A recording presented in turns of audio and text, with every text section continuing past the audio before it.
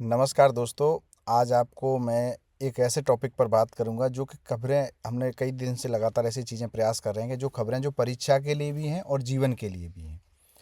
तो इसी संदर्भ में आज मैं बात करूंगा, क्योंकि एज ए तहसीलदार मैंने बहुत सारी जगह कई बार ऐसी इंफॉर्मेशंस मिलती हैं कि यहाँ बाल विवाह हो रहा है, और तुरंत ही जिला प्रशासन और जो तहसील प्रशासन है वो पुलिस के साथ और स्थानीय प्रशासन के साथ हम एक मिशन मोड एक्ट में काम करते हैं और जल्दी से ऐसी घटनाओं को रोकने का प्रयास करते हैं। और उसी से जुड़ी एक घटना है बाल विवाह।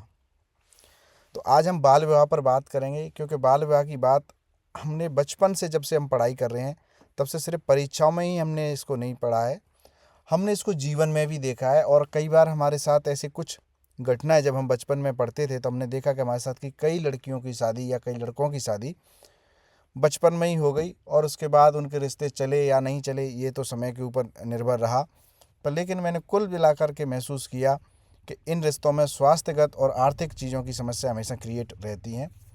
तो इसी संदर्भ में आज हम बात करने जा रहे हैं, जिसमें राजस्थान सरकार की ये अद्भुत पहल, जिसको कहते हैं बाल विवाह मुक्त ग्राम पंचायत। बाल विवाह मुक्त ग्राम पंचायत का कार्यक्रम सिर्फ मात्र इसलिए नहीं लाया गया कि ये कोई सरकार को कुछ काम करना है बस इसलिए दिखाना, नहीं। ये रियली एक बड़ी समस्या है सोसाइटी की, और इसी से जुड़ा हुआ ये शुरू हुआ है 100 दिवस का एक अभियान। और इस पर हम पहले प्रयास करेंगे, एक थोड़ा सा प्रश्न हम सॉल्व कर लेते हैं कि आज का जो प्रैक्टिस प्रश्न है, क्योंकि आपको मैं बात कर रहा हूँ पहले ही कि हम परीक्षा के लिए भी बात करेंगे और साथ साथ हम बात करेंगे जीवन के लिए।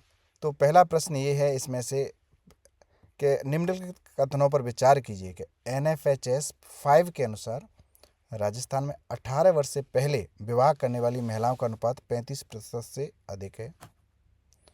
दूसरा बिंदु इसमें है, पाली, कोटा और गंगानगर बाल विवाह के न्यूनतम मामले वाले जिलों में शामिल हैं। तीसरा कथन है, चित्तौड़गढ़, भीलवाड़ा और झालावाड़ बाल विवाह के उच्चतम मामले वाले जिले हैं।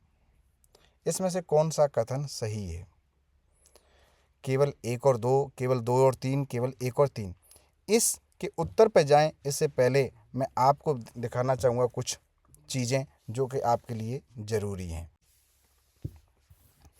तो हम सबसे पहले जान लेते हैं कि हुआ क्या है। कि 12 से इसको प्रारंभ किया गया है, और यहाँ पर ये बाल विवाह मुक्त ग्राम पंचायत कार्यक्रम है। ये हाई रिस्क जिलों में शामिल होने के बाद 12 जिला प्रशासन की ये पहल थी, जिसमें महिला अधिकारिता विभाग ने एक अभिनव पहल शुरुआत की, बाल विवाह मुक्त ग्राम पंचायत। इसमें करना क्या है, हम लोग पहले से पढ़ते आए हैं। पहले इसमें फैक्ट वाली बात यह है कि 100 डेज़ का है, 100 दिवसीय है। इसमें करना क्या है, हमेशा इन्फॉर्मेशन, एजुकेशन और कम्युनिकेशन, आप हमेशा आपके साक्षात्कार में भी इस शब्दों का इस्तेमाल कर सकते हैं, जिसको कहते हैं IEC, इन्फॉर्मेशन, एजुकेशन और कम्युनिकेशन।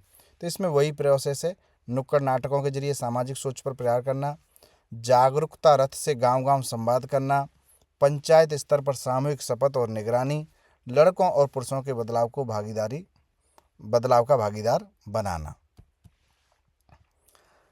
तो आपने कुल मिलाकर इस बात को समझ लिया है कि इसमें मूलतः क्या है कि बाल विवाह को रोकना है, बाल विवाह की से क्या क्या नुकसान होते हैं, इन सब चीज़ों पर बात करनी है। अब हम बात करते हैं कि ये चीज़ें लाई क्यों जा रही हैं और क्यों फैक्ट्स हैं जो आपकी परीक्षा में ज़रूरी हो सकते हैं, या आप कहीं साक्षात्कार में जाते हो वहाँ ज़रूरी हो सकते हैं। तो पहली बात है कि NFHS 5, NFHS क्या है, नेशनल फैमिली हेल्थ सर्वे है।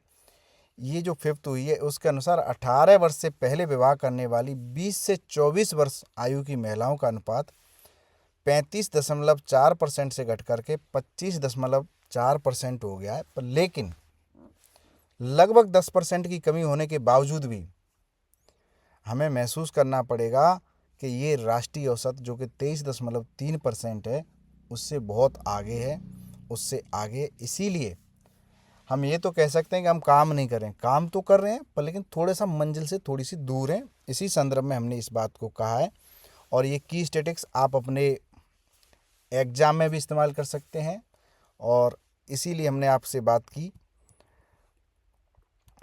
एक और जो पॉइंट्स, जो फैक्चुअल प्रश्न आपसे पूछा जा सकता है कि महिला बाल विवाह की समस्या किन जिलों में सर्वाधिक है?